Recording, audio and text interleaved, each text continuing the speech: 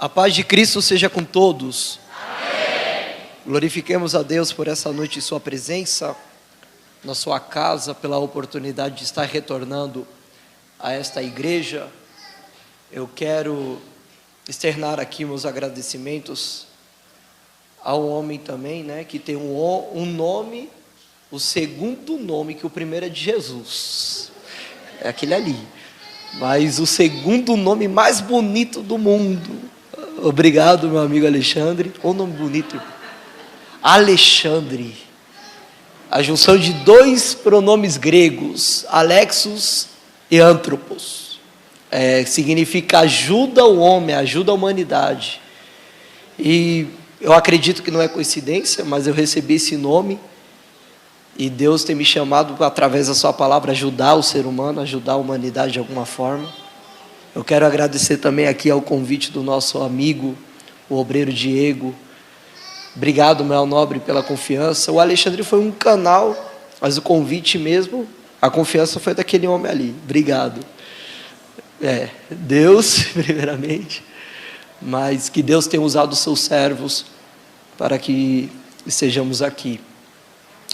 Agradeço a Deus e glorifico a Ele pela vida do pastor dessa igreja, o pastor Carlos, pela sua família, pelo grupo de missões, por toda a diretoria, pelo corpo de obreiros, por toda a membresia. Eu acredito que fazia mais ou menos 1 ano que eu estive aqui, e eu vim aqui num sábado, foi muito forte, foi uma bênção, e eu fico muito feliz e muito honrado por estar retornando aqui no dia de domingo, com toda a simplicidade no coração, com toda a humildade de alma. Eu quero diminuir para que o Senhor Jesus apareça e resplandeça nessa noite. Quem deseja ouvir a palavra de Deus, diga amém. Amém. Antes de abrir a Bíblia, eu não posso. Vigia, Alexandre. Faça-me acompanhado nessa noite da minha esposa Laísa, que já foi apresentada também nessa noite. A minha melhor amiga, a minha ajudadora, a minha adjuntora, a mulher que tem mais paciência comigo. Livro de Atos dos Apóstolos, capítulo 16. Obrigado, meu nobre. Farei minha leitura nos versículos de número 25 ao 27.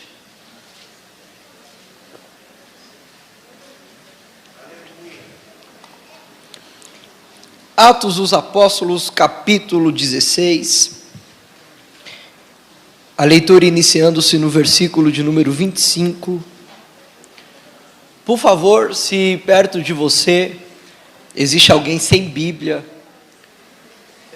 empresta a sua Bíblia para ele ou para ela, ou compartilhe da palavra de Deus com ele ou com ela. Eu creio muito no poder da palavra de Deus. O escritor aos Hebreus disse que a palavra de Deus ela é viva e eficaz.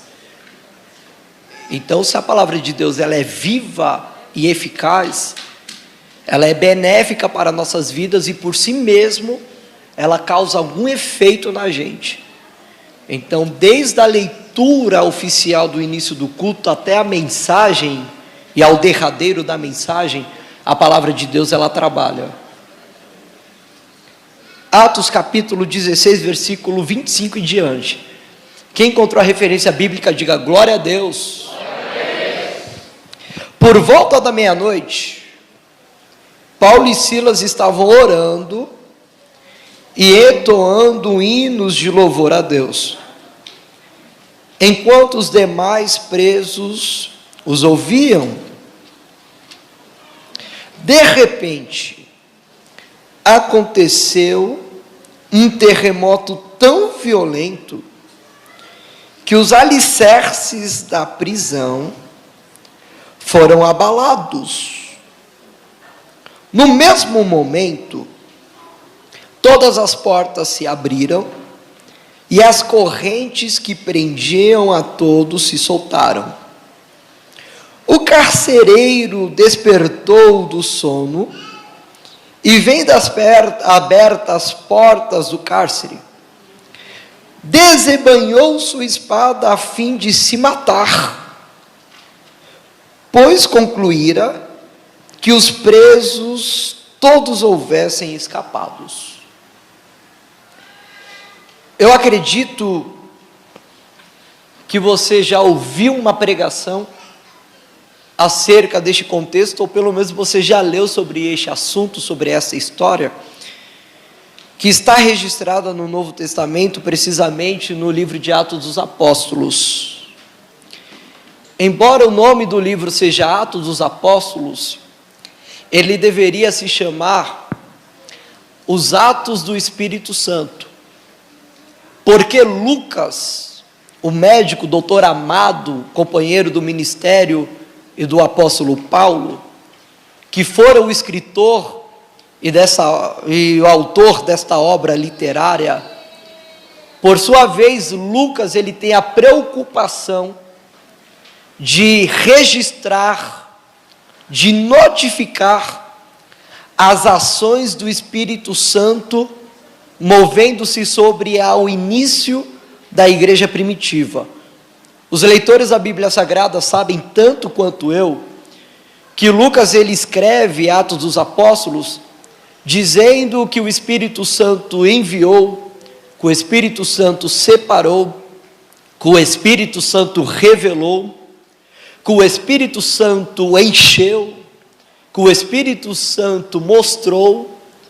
Embora a igreja primitiva tinha por liderança o ministério apostólico, todavia a igreja era conduzida e guiada pelo Espírito Santo, cumprindo-se a palavra do Senhor Jesus, que está escrito em João, capítulo 14, versículos 24 em diante, que o Mestre prometeu-nos um outro Consolador, o Espírito da verdade, que o mundo não pudesse receber, mas que estaria em nós e permaneceria para sempre.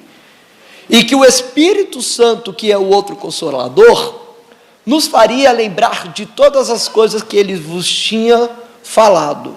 O Espírito Santo iria guiar, o Espírito Santo ia dirigir, o Espírito Santo iria ensinar todos aqueles que seriam participantes do corpo de Cristo.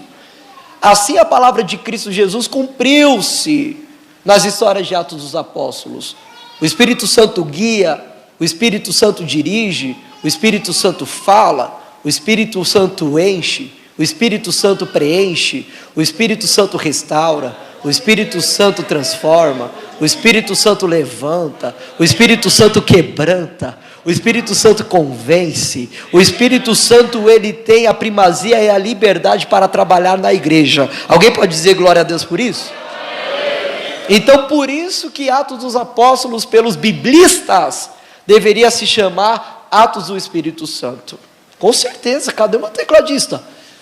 O Diego está assim para mim, vaso, dá lugar, deixa Jesus te usar. Vem comigo, vem comigo. Quem está comigo aqui de coração, diga glória a Deus. O povo está com a gente, varão, vem comigo. Então deveria se chamar Atos do Espírito Santo. Gente, eu sou espontâneo, o Espírito Santo me move, eu vou com ele. Quem conduz é ele, quem fala é ele, quem mostra é ele. Quem dá os dons espirituais é ele. É ou não é verdade? Então o Espírito Santo ele vai trabalhar aqui. O mesmo Espírito Santo que teve um encontro com o apóstolo Paulo em Atos capítulo de número 9. O Espírito Santo de Deus convenceu Paulo. O Senhor Jesus o confrontou, o Espírito Santo o convenceu. E quando Paulo estava à entrada de caminho da cidade de Damasco, ele caindo em terra, tendo um encontro pessoal com o Senhor Jesus, diz a Bíblia, Lucas fala, que ele tornou-se cego, como que tivesse 2 escamas nos seus olhos. A Bíblia fala que Paulo ele chega na cidade de Damasco, e ele passa 3 dias naquela cidade. Quantos dias? 3 dias cegos. Porém, Paulo ele passa 3 dias orando e jejuando. No entanto, no 3º dia de jejum, Paulo, sem ingerir água e sem ingerir qualquer tipo de alimento, orando ao Senhor Jesus, o próprio Deus falou com um discípulo por nome de Ananias, conduzindo-o para a cidade de Damasco, lhe dando o endereço da rua chamada direita, para que encontrasse com Paulo e que orasse por ele, porque o Senhor Jesus estava separando para uma obra missionária, para pregar o evangelho aos gentios. Diz a Bíblia, e não eu, que aquele discípulo chegando na cidade de Damasco e colocando as mãos sobre a cabeça do pequeno Paulo, diz a Bíblia que caíram-lhe como duas escamas dos olhos, e Paulo foi batizado com o Espírito Santo. Então começou uma obra extraordinária. Paulo batizado com o Espírito Santo e cheio do Espírito Santo, ele vai fazer 3 viagens missionárias e uma ida para Roma, cuja viagem para Roma ele sofreu ainda um naufrágio, por causa de um terremoto, ou melhor dizendo, por causa de um furacão chamado Euroaquilão, e ainda sobrevivendo a um naufrágio e a um tufão, a um furacão. Ele chegou em Roma, fez a obra, e acredita-se os historiadores que ali ele morreu, sendo decapitado por amor a Cristo e a sua palavra. Pois bem, o texto de Atos capítulo 16, Paulo está iniciando a sua segunda viagem missionária, e na segunda viagem missionária que Paulo está efetuando, ele tem como seu companheiro alguns obreiros, como por exemplo, o próprio Lucas, que fora testemunha ocular de alguns fatos escritos neste livro de Atos, e também o seu companheiro por nome de Silas. Paulo ele vai passar por alguns lugares na região da Europa, até mesmo na Turquia, atual Turquia, e da Ásia. Ele passa por Listra, nesse contexto onde ele encontra Timóteo, Timóteo que era um jovem, filho de uma judia, porém de pai grego, e que dava um bom testemunho, e que Paulo o separou também para a viagem, e tornou-se-lhe como um filho espiritual, como um filho na fé. Paulo continua a viagem, não lhe foi permitido pregar na região da Galácia, aos Gálatas, então ele tem uma revelação de Deus para atravessar a Macedônia, e quando Paulo está no meio da viagem missionária, ele chegou na cidade de Troade, e procurando um lugar tranquilo para orar juntamente com Silas, próximo às águas, próximo a um rio, a Bíblia diz que Paulo ele se encontrou com uma mulher por nome de Lídia, que fabricava tecidos como púrpura, e acreditamos que essa mulher tinha dinheiro, tinha poder aquisitivo, porque na época, tanto antiga como atual do Paulo, somente os reis faziam uso das capas desse tecido de púrpura, e mesmo essa mulher, trabalhando com púrpura e atendendo a alguns reis e governadores de sua época, ela recebe a palavra de Deus de bom grado e é batizada nas águas, e Paulo passa um tempo na sua casa. No entanto, ele continua a viagem missionária, e ele vai e chega na região de Filipos. Pois bem, chegando na região de Filipos, diariamente, a Bíblia fala que frequentemente, Paulo e Silas encontravam-se com uma moça, uma jovem, e ela era escrava, e quando a Bíblia fala que ela era escrava, é porque ela tinha senhores, ela prestava serviços, e ela não era digna de pagamento sobre os seus serviços aos seus senhores. No entanto, além dessa jovem ser escrava, prestar serviços e não ter pagamento, a Bíblia diz também que ela tinha um espírito de adivinhação. Os seus senhores, acreditando que essa moça possuía o espírito da deusa Pitom, que lhe concedia revelações de coisas futuras, essa moça atendia algumas pessoas e revelava, adivinhava o futuro dessas pessoas, e dava um lucro para os seus senhores, ao ponto que essa moça encontra-se com Paulo e com Silas, e começa a falar em alta voz, dizendo que eles são homens de Deus.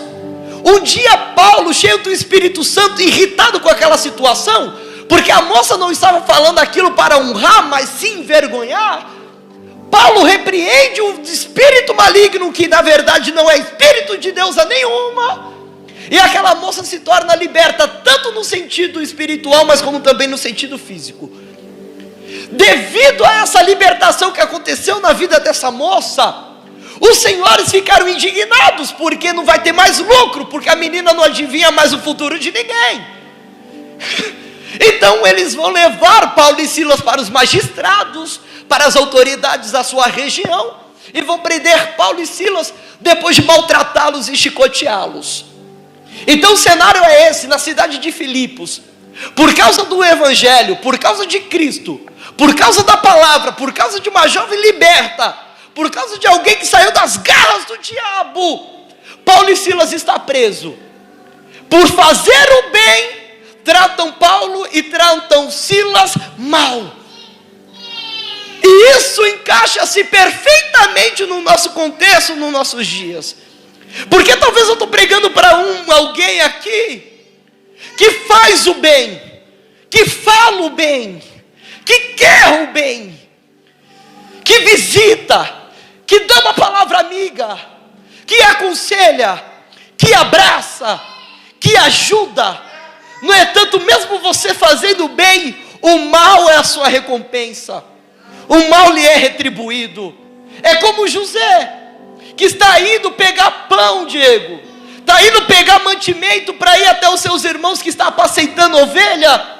E quando os irmãos vêem o José que está indo lhe fazer o bem, os irmãos querem arrancar a túnica, quer matar o sonhador e quer destruir os seus sonhos.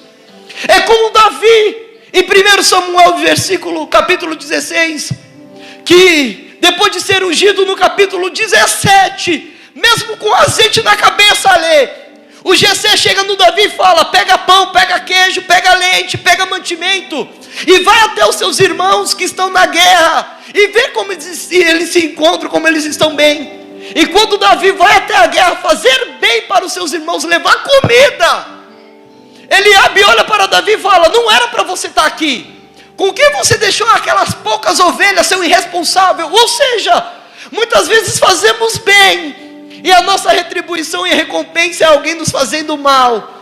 Mas deixa eu te falar uma coisa da parte de Deus essa noite de domingo: a sua recompensa não vai vir de quem você fez o bem. A tua recompensa não vai vir de quem você ajudou. A tua recompensa não vai vir de quem você emprestou dinheiro. Alguém está entendendo? A tua recompensa não vai vir de quem você estendeu a mão. Diz a Bíblia, 1 Coríntios capítulo 15, versículo 54: aos demais irmãos, eu vos peço, permaneçam firmes e constantes, sempre abundantes na obra de Deus, sabendo que a tua recompensa vem dele. Ou seja, nesta noite Deus está falando para algumas pessoas: não importa o que falam contra você, não importa se te machucaram, não importa se você fez o bem e lhe retribuíram com o mal, o que importa é que as suas obras estão escritas no meu livro. E assim como o Assuero não dormiu para abençoar Mardoqueu, pode ter certeza que o seu Deus não dorme. Ele lembra do que você fez, ele lembra da sua obra, ele lembra do seu esforço, ele lembra da sua dedicação. Levanta a mão que eu vou liberar uma palavra profética para alguém nesta noite. Enquanto você se achar sozinho e sozinha, sem saber de onde vai vir ajuda, faz o seguinte: levanta a cabeça, eleva os teus olhos, porque de onde me virá o socorro? O meu socorro vem do Senhor, Criador dos céus e da terra. Espírito de Deus. Então eu tenho Paulo e Silas que vai para um cárcere com as costas machucadas, só porque é judeu e fez bem. Pensa no povo, é verdade isso daqui. Pensa no povo que sofre, meus amados, porque faz o bem. É a igreja. Um povo que sofre porque faz o bem é a igreja. Porque mesmo ajudando na sociedade, na rua, no bairro, ainda sempre tem alguém para levantar e falar mal da igreja. Mas tem um problema deles, qual? Porque quando fala mal, enquanto persegue, enquanto calunia, enquanto não é a favor, a igreja cresce, a igreja multiplica, a igreja ganha almas, a igreja prospera. estou sentindo uma graça de Deus aqui. Eu estou.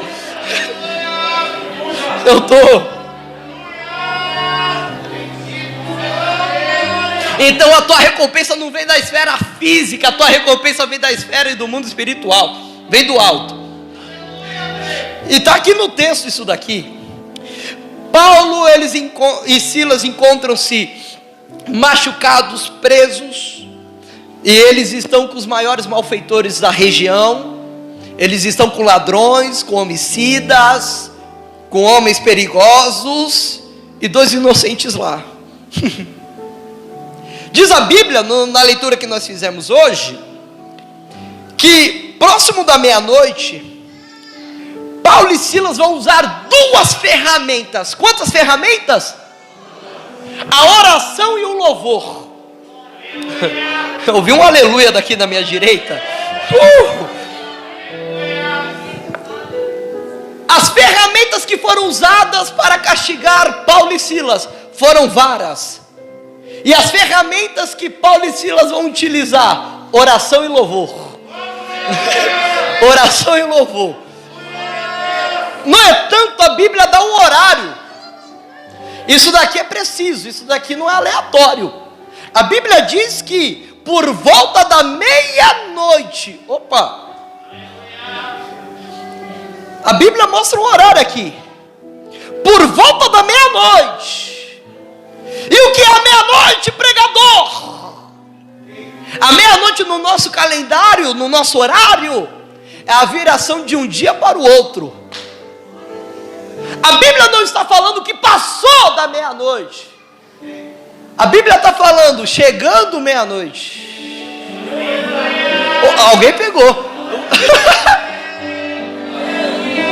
Então, o que a Bíblia está nos ensinando? Que antes de começar um outro dia,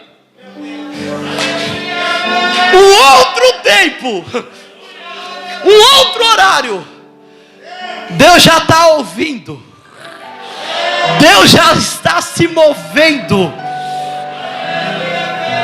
O dia não vira sem eu descer, o dia não vira sem eu falar, o dia não vira sem eu responder. Deus está falando com alguém, não é possível. Deus está falando, o ano não acaba sem antes eu entrar com providência na tua vida. Não.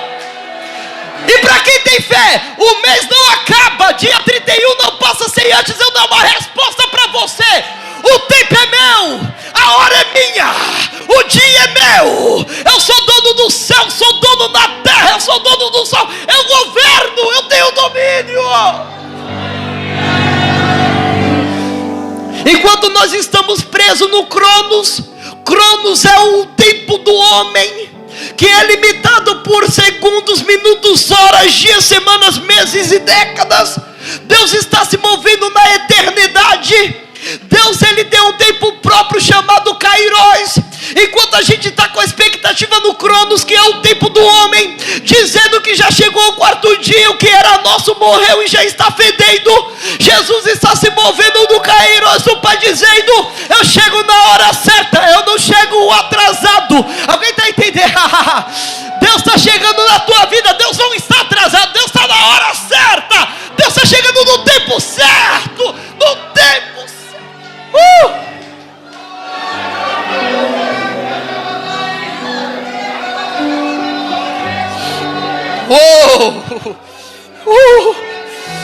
Tá chegando meia-noite, mas eu tô chegando com a meia-noite. Calma. Ai. E por que a noite? Poderia ser de dia, sim ou não? Sim ou não? Mas foi de noite. E por que de noite? Eu me perguntei ao Espírito Santo. É simples. É porque todo crente passa na noite. E eu não estou falando simplesmente de escuridão. Não. Quando a Bíblia fala de noite, a Bíblia está falando de lágrimas. Porque já disse o salmista no Salmo 30, verso 5, que o choro ele pode durar um dia, amém? Pode durar uma. Então por que A noite é porque a noite representa o período de lágrimas de Paulo e de Silas. Deus chegar de dia é muito fácil, porque de dia a gente está alegre, de dia é o momento que está tranquilo, de dia é o momento que está tudo em paz, mas a noite é a noite da lágrima, a noite é o momento da solidão, a noite é o momento que nós não temos ajuda de ninguém, que a gente se encontra sozinho, que a gente encontra-se com quem a gente realmente é, e nós falamos para nós mesmos: porque estás abatido a minha alma, porque te perturbas dentro de mim. É a noite. A noite chegou para Paulo e para Silas, e talvez a noite chegou para alguém aqui.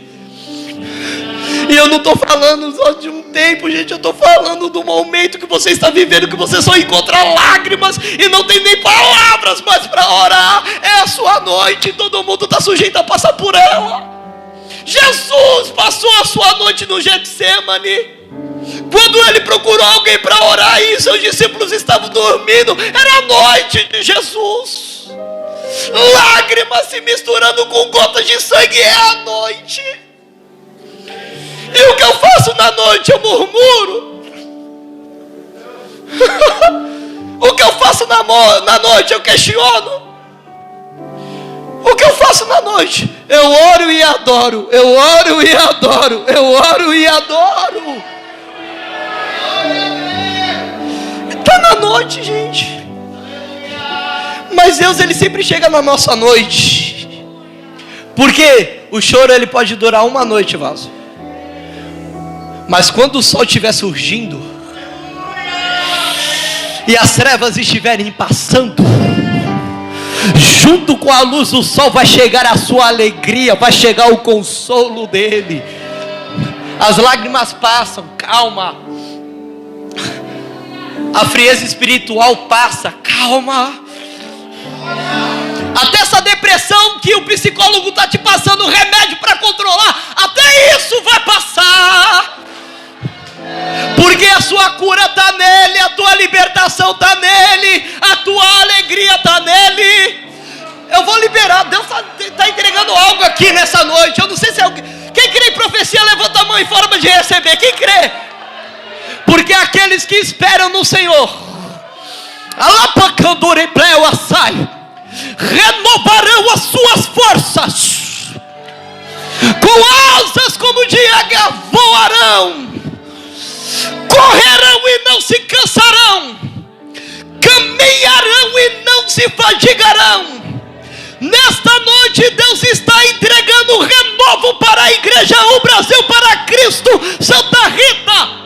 E está dizendo para alguém: a minha alegria está chegando na tua vida, o meu renovo está chegando na tua vida.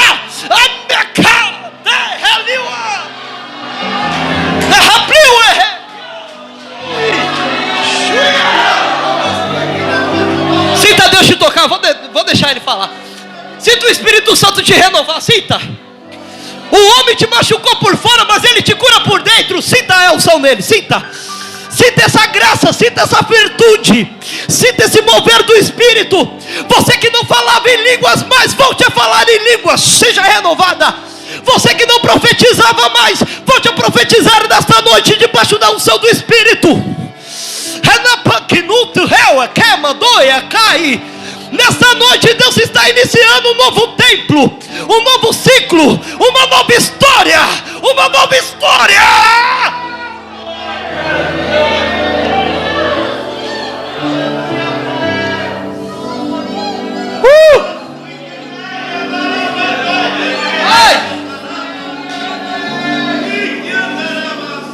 Olha aqui, olha na Bíblia,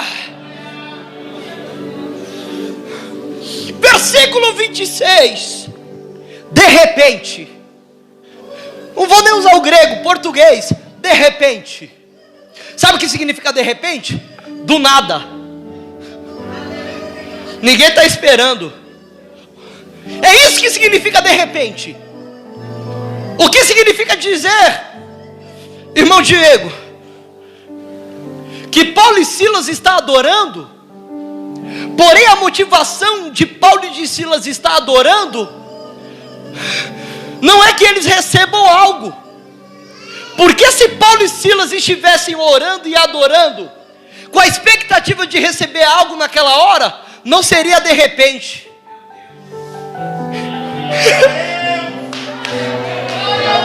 Ai!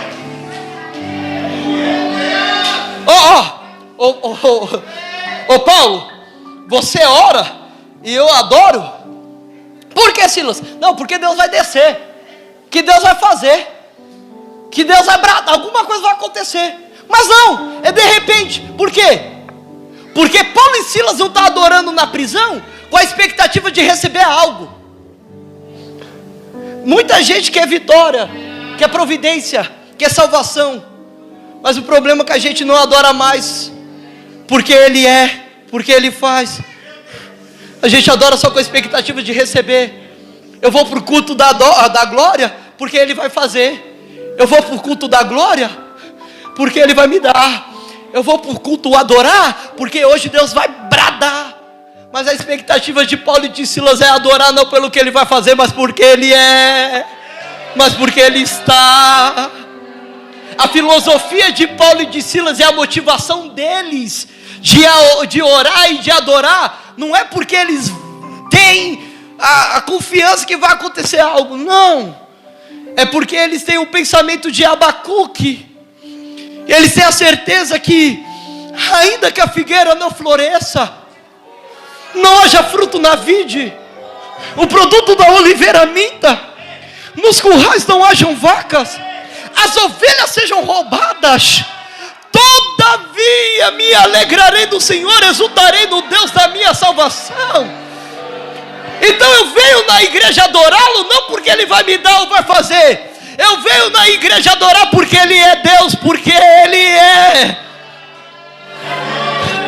Eu me alegro nessa noite porque eu estou pregando para alguém que entendeu que Ele é o pão da vida, que Ele é a luz do mundo, que Ele é o bom pastor, que Ele é o caminho, a verdade e a vida, que Ele é a ressurreição e a vida, que Ele é a porta do aprisco, que Ele é a videira verdadeira, que Ele é o alfa, que Ele é o ômega, que Ele é o descendente de Davi, que tem direito ao trono, que Ele é o leão da tribo de Judá.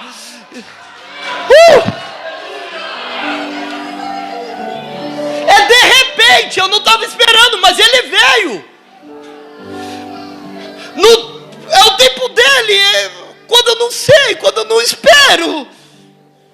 E o que vai acontecer aqui? Vai acontecer um terremoto, cujo terremoto é inexplicável, porque a região, a geografia, é a região de Filipos, e até hoje, mesmo depois de mais ou menos 2000 anos, a região de Filipos, aquele território, aquela terra, existe somente uma placa tectônica. Para acontecer um terremoto, precisa de pelo menos 2 placas tectônicas. Para quem não sabe o que é placa tectônica, é o fundamento, é a placa que fica debaixo do nosso subsolo para sustentar a superfície da terra.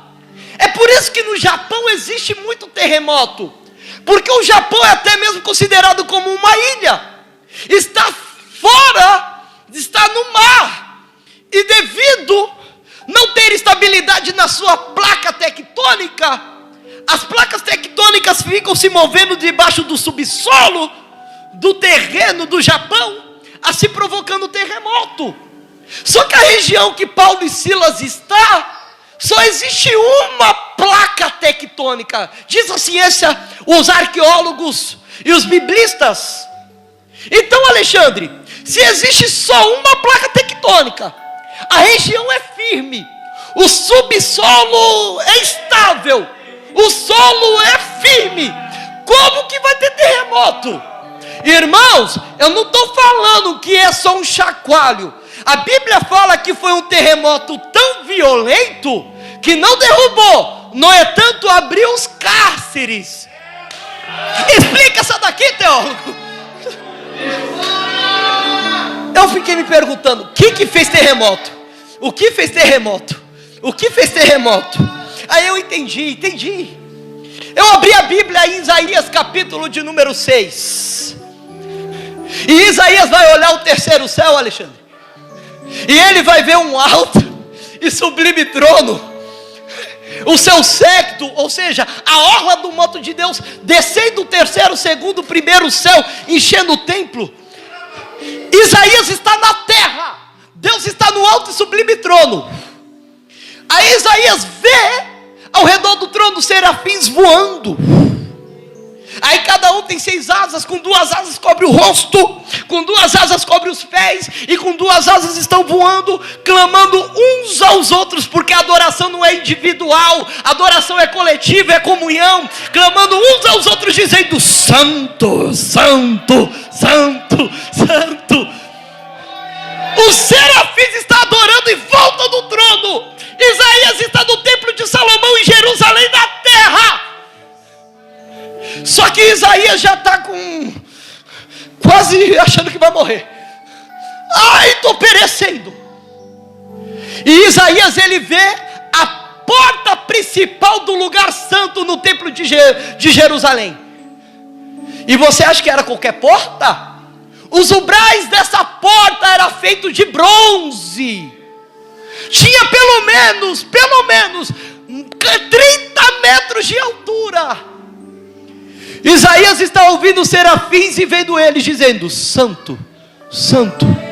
Só que quando Isaías, está na Bíblia, Isaías capítulo 6, versículos 5 e 6, quando ele abaixa os olhos, ele disse: e a fumaça encheu a casa, e os umbrais da porta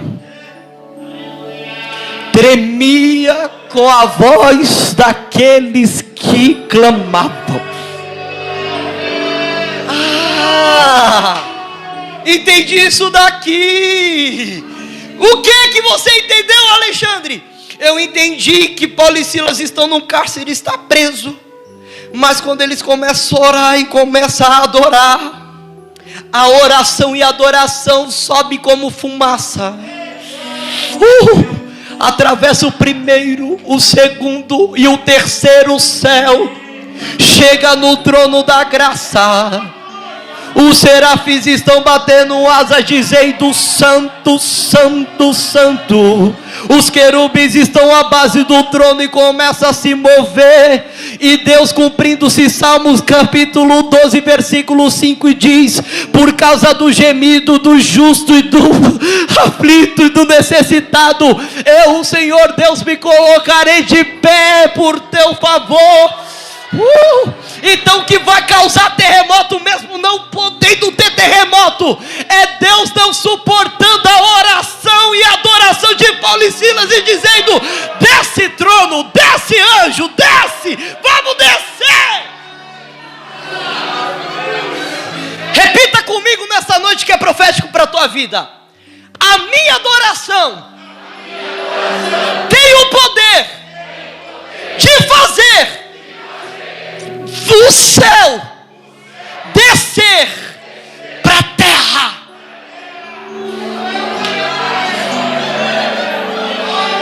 Sabe por que eu sei que esse terremoto não foi algo comum e sim sobrenatural? Porque quando teve porque quando teve o terremoto no Haiti, teve mortes. Porque quando teve terremoto no Japão, teve mortes. Porque quando teve tsunami no Japão, teve mortes. Mas é o único terremoto na Bíblia e na história que quando teve, não teve morte, teve vida, teve salvação, teve livramento. Deus está entrando na tua vida com terremoto nessa noite. Deus vai chacoalhar sua estrutura. Deus vai descer o céu ao teu favor. Deus já está dando ordem aos anjos a um vosso respeito para te guardar em todos os teus caminhos.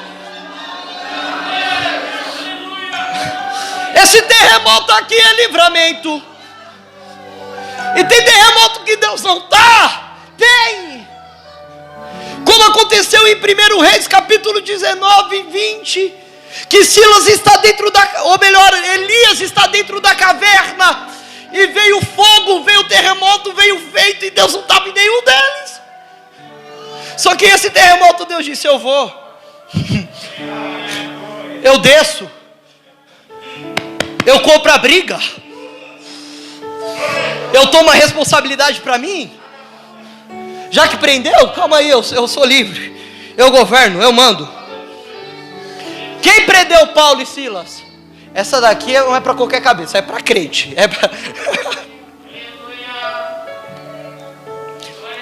Quem prendeu Paulo e Silas sentava em tronos, cadeiras de autoridade, de importância dentro do Império Romano, porque eram magistrados. E a palavra magistrado significa aqueles que exercem poder dentro de política, aqui no contexto dentro do Império Romano. Então os camaradas sentavam em pequenos tronos, eram governadores. Aí quem está no trono de baixo persegue Paulo e Silas, machuca eles e prende. Só que aqueles do trono de baixo, que está prendendo Paulo e Silas, não sabem que Paulo e Silas servem àquele que está sentado no trono de cima. E qual a diferença? A diferença é que quem está no trono de baixo tem poder por causa do Império Romano, e aquele que está no trono de cima tem todo o poder no céu e na terra e debaixo da terra. Aqueles que estão no trono de baixo machuca, persegue e castiga, mas aquele que está no trono de cima, ele cura, prospera e livra. Aqueles que estão no trono de baixo morrem, e a faixa etária de idade é pelo menos a mortalidade de 70 anos, mas aquele que está no trono de cima é imortal. Aqueles que estavam no trono de baixo só governavam e estava presente na província de Filipos, mas aquele que está no trono de cima está sobre toda a terra, e a terra é escabelo dos seus pés. Aquele que está no trono de baixo muda, aquele que está no trono de cima é imutável. Aquele que está no trono de cima governa a tua vida, cuida de você, cuida da tua família, cuida da tua casa, cuida do teu emprego. O trono de baixo te persegue, mas o trono de cima está ao teu favor. Isso é coisa de crente. Então esse terremoto aqui é um terremoto diferente, porque trouxe livramento, não matou. Deixa eu explicar aqui. Esses cárceres, que são cadeias, são prisões, eles eram presos literalmente com algemas e correntes, com jugos, com ferro. Existia um carcereiro, olha aqui, e esse carcereiro, ele tinha um molho de chaves, que dava acesso para cada cadeado, para cada fechadura daquela prisão. Alexandre, tem base bíblica? Claro. Em Gênesis a Bíblia fala que quando José ele foi preso depois da calúnia da mulher de Potifar, José ele foi para o cárcere. E chegando no cárcere, como era um sonhador que prosperava, o cárcere começou a prosperar por causa de José. E o carcereiro entregou as chaves do cárcere. Ai, Jesus, obrigado. Entregou as chaves do cárcere para o José. E disse: José, você entra, você sai, você prende, você solta. Você tem as chaves das prisões aqui dentro. Então, para quem tem um carcereiro aqui, irmã Paula? É o carcereiro que tem um molho de chaves para dar acesso para quem sai, para quem entra, para quem faz, para quem não faz. Deus não precisa de chave.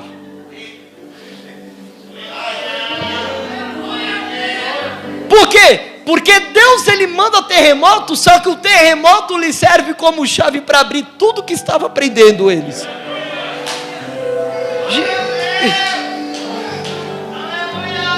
Alexandre, como? Não sei. Porque se eu soubesse não era milagre, porque milagre não se explica, se vive. Mas perceba que, gente, isso é demais. Mas perceba que, mesmo depois depois de acontecer o terremoto, abrir todos, eles continuam lá. Perceberam? Agora eu vou entregar uma pérola aqui que talvez você nunca ouviu. Por que nunca ouviu, Alexandre? Porque você... Não, é porque não está no Google, não está no YouTube, é do trono, é para você, é para hoje.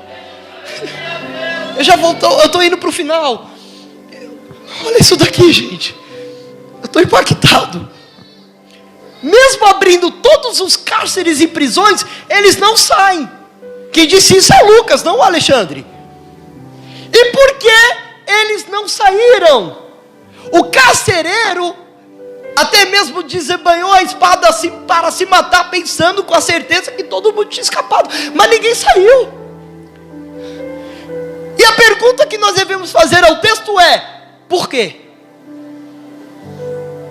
Perceba que no versículo 25, quando Paulo e Silas estão orando e adorando, os outros estão ouvindo. Enquanto Paulo e Silas estão orando e adorando e os outros prisioneiros estão vindo, eles estão sendo evangelizados. Porque Paulo e Silas não estavam adorando louvor antropocêntrico, dizendo: eu vou ser, eu vou fazer, eu vou ter, você vai ser envergonhado. Não, é louvores cristocêntricos, ou até mesmo salmos, dizendo que o Senhor é meu pastor, que nada me faltará, que eu descanso na sombra dele, que ele me livrará. Então, enquanto Paulo e Silas estão adorando, está evangelizando todo mundo. E quando abriu tudo, ninguém sai. Por quê? Porque eles sabem que estão errados e precisam continuar ali. A palavra fez efeito, a oração e o louvor fez efeito. Segundo, mesmo as portas abertas poderiam sair? Poderia. Mas quando as correntes de Roma não estavam mais prendendo eles, as correntes do amor de Deus pegou eles e disse: o meu propósito é maior. Vai fugir para quê? Vai fazer o que é errado para quê? Vai fazer carcereiro ter culpa para quê? Se a culpa foi sua, quem errou é você. As correntes do amor de Deus prendeu Paulo e Silas, segurou eles, ao ponto deles dizer: não, daqui eu não saio, daqui eu não tiro, porque tem um homem que vai se matar, mas por causa que o amor segurou a gente aqui, ele não vai morrer, muito pelo contrário, será salvo ele e a tua casa. Fique sobre os seus pés.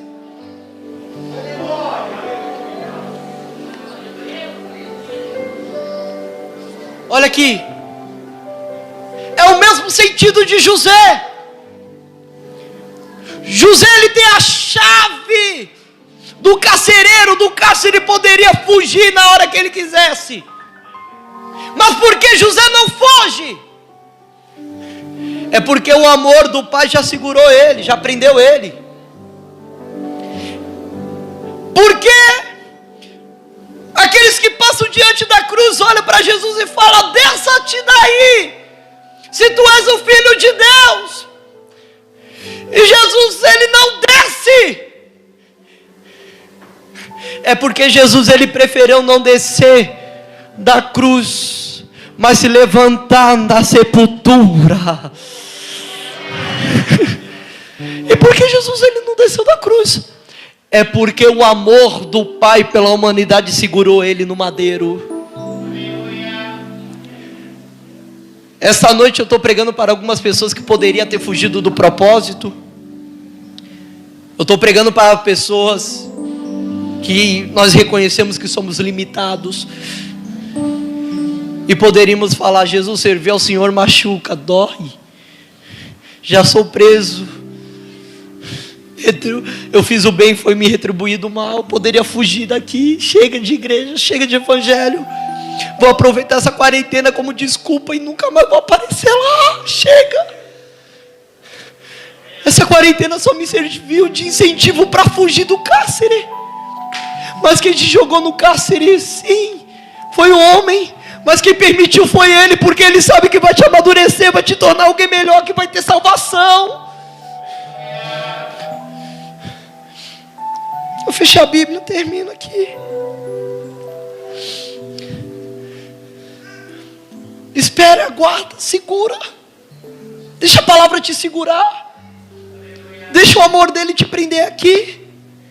Por que, Alexandre? Porque quando amanheceu o dia que já teve salvação, já teve terremoto, já teve mover de Deus, aqueles que perseguiram vão falar assim: solta eles. Paulo e Silas vai falar: solta coisíssima nenhuma. Tá achando que a gente só é judeu? A gente é romano. E mexer com o romano é mexer com o Império Romano. Eles são o quê? Romanos. Eu só saio, Paulo e Silas, eu só saio daqui quando os magistrados vierem aqui nos pedirem desculpa, e depois de pedir desculpa, nos despedir formalmente. Sabe o que é isso daqui? Eu passei, fui humilhado, fui envergonhado, falaram mal de mim. Eu não guardo mágoa de ninguém, mas sei uma coisa: no lugar da minha vergonha eu quero dupla honra. No lugar da minha humilhação eu quero exaltação. Agora eu quero ser honrado. Agora eu quero que Deus olhou e prometeu para mim. Porque isso foi uma prova, foi um teste, e eu fui aprovado. Porque no cárcere eu não murmurei, eu adorei. Feche os olhos. Oh Deus. Feche os olhos. Feche os olhos. A igreja de Cristo com os olhos fechados. Eu preguei para você que precisa de uma intervenção divina. Eu preguei para você que precisa de um milagre de Deus. Eu preguei para você que a sua vida tem sido uma vida de lágrimas, de angústia, de depressão. Eu preguei para você que veio aqui a convite de alguém e que precisa fazer uma aliança com Deus. A igreja de olhos fechados. Os irmãos estão olhando, está tudo de olho fechado. Os irmãos estão orando por você agora. Eu quero saber se em nosso meio tem alguém que quer aceitar o Senhor Jesus. Aqui não queremos te apontar, aqui nós queremos te acolher. Nós não queremos te menosprezar, nós queremos te abraçar, te recolher. Aqui ninguém está aqui para te ferir. Aqui Deus quer usar pessoas para te curar. Eu quero saber se em nosso meio tem alguém que quer aceitar o Senhor Jesus, ou que quer voltar para a casa do Pai, que quer renovar a aliança com Ele, que recebeu o livramento, que não era nem para estar aqui, mas está nesse culto, e que entendeu que precisa renovar sua aliança com Ele. Está renovando a aliança? Uma mão corajosa está aqui na frente. Tem mais. Quem pode glorificar a Deus pela vida dela?